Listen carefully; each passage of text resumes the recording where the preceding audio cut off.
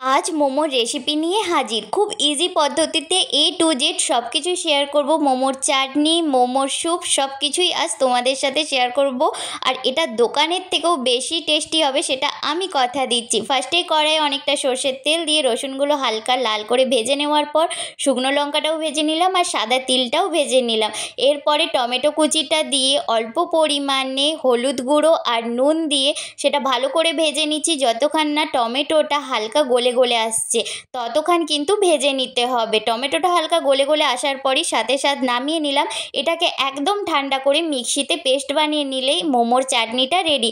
আর এই পাশে মোমো বানানোর জন্য পরিমাণ মতন ময়দা নিয়ে নিয়েছি আর অল্প পরিমাণে সাদা তেল দিয়ে ভালো করে মাখিয়ে অল্প অল্প জল দিয়ে মাখিয়ে নিচ্ছি। তবে এখানে গরম জল দেওয়ার দরকার নেই, ঠান্ডা জল দিয়ে মাখলেই হবে।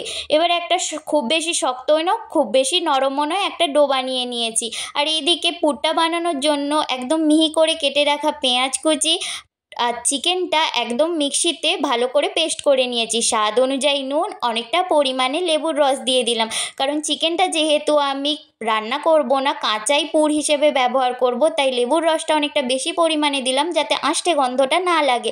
আর গোলমরিচ গুঁড়ো, সাদা তেল দিয়ে দিচ্ছি। তবে এখানে বেশি ঝাল খাওয়ার জন্য তোমরা লঙ্কা কুচিও দিতে পারো। আর যত পরিমাণে সাদা তেল দেবে ততই কিন্তু মোমোর ভেতরের পুরটা জুসি হবে। ভালো করে মাখিয়ে নিচ্ছি পুরটা। আর এই পাশে খুব পাতলা করে একটা রুটি বেলে নিলাম। যতটা বেশি পাতলা বেলা যায় ততই কিন্তু মোমোটা নরম হবে। একটা গ্লাস নিয়ে তাতে গোল গোল করে কেটে নিচ্ছি। একটা শেপে কাটতে গেলে মোমোগুলো বেশ সুন্দর একই শেপের হতে থাকে, কিন্তু গ্লাসের শেপে কাটতে গিয়ে আমার অনেকটা বেশি মোমোটা ছোট হয়ে গিয়েছে, মিনি মোমো হয়ে গিয়েছে। তাই জন্য আমি আরেকটু বড় দেখে গোল করে কেটে নিয়েছি আর তাতে অল্প অল্প পুর ভরে মোমোগুলো দোকানের স্টাইলে র্যাপিং করে মুড়ে নিচ্ছি। খুব ইজিভাবেই কিন্তু আমি মুড়ে নিচ্ছি। এই র্যাপিংটা খুব ইজিও লাগে আর দেখতেও সুন্দর লাগে। নিচের দিকটা অল্প করে মুড়ে নিয়ে অল্প অল্প দুপাশ থেকে চিপ দিয়ে মুড়ে সেটাকে নিচের দিকে অল্প টেনে ওপর দিকে টেনে মুড়ে নিলেই কিন্তু দোকানের স্টাইলে মোমো র্যাপিং একদম রেডি। আর তোমাদের সাথে কথা বলতে বলতে আমার সব মোমোগুলোও কিন্তু রেডি হয়ে গিয়েছে। আমার এই মোমোর রেসিপি, মোমোর চাটনিটা তোমাদের কেমন লাগলো অবশ্যই কিন্তু কমেন্টে জানিও। আর অবশ্যই একটা সাবস্ক্রাইব করে আমার পাশে থেকো। মোমোগুলো স্টিম করার জন্য মোমোর স্ট্যান্ড নিয়ে নিয়েছি। তাতে একদম যে নিচের লেয়ারটা আছে তাতে পরিমাণ মতন জল দিয়ে দিলাম আর ওপরে একটা স্ট্যান্ড বসিয়ে নিলাম। তাতে সামান্য পরিমাণে সাদা তেল ব্রাশ করে নিচ্ছি যাতে মোমোগুলো নিচে একদম চিটে না যায়।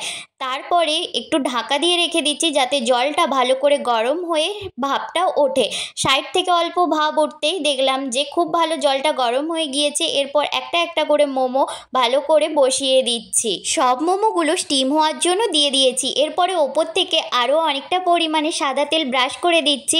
এতে মোমোটা অনেকটা পরিমাণে জুসি হয়। ঢাকনা দিয়ে 5 মিনিটের জন্য স্টিম হওয়ার জন্য রেখে দিলাম। আর এই পাশে কড়াতে অনেকটা পরিমাণে জল ভালো করে ফুটিয়ে নেওয়ার পর ক্যাপসিকাম কুচি, বাঁধাকপি কুচি, পেঁয়াজ কুচি দিয়ে দিলাম আর 1 চামচ তেল, নুন আর গোলমরিচ গুঁড়ো দিয়ে আরও ভালো করে ফুটিয়ে নিচ্ছি। তবে তেলটা কিন্তু তোমরা স্কিপ করতে পারো। ভালো করে সবজিগুলো সেদ্ধ হয়ে যাওয়ার পর একটা ডিম ফেটিয়ে সেটা এক হাতে 1 চামচ করে ডিম আর অন্য হাতে খুন্তিটা কন্টিনিউয়াসলি নাড়তে হবে। এতে ডিমটা ভালো করে কুচি কুচি হয়ে যায়।